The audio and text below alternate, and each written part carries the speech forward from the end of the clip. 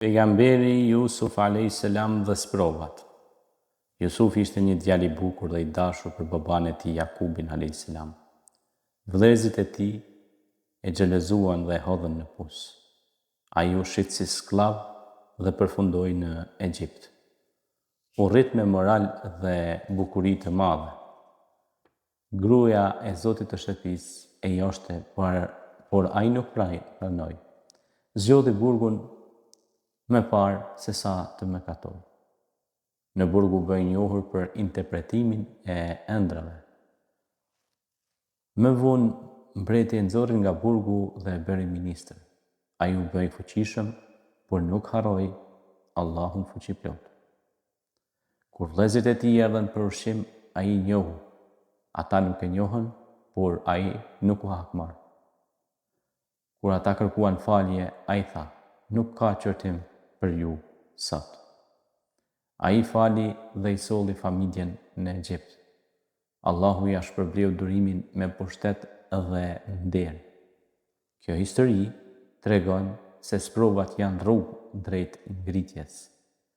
Durimi dhe ndershmëria sjellin suksesin. Hakmarrja nuk është rruga e të dërguarve. Të dërguarit nuk ishin hakmarrës, ata ishin mësimdhënës dhe bamirës. Falja dhe mëshira janë cilësitë e të dërguarve. Kush i beson Allahut, ai e nxjerr nga çdo vështirësi.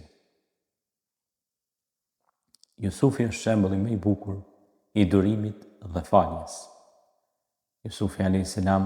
është një shembull se si një i ri dhe një e re ta ruaj moralin, dinjitetin, karakterin, sjelljen dhe të jetë prej durimtarëve.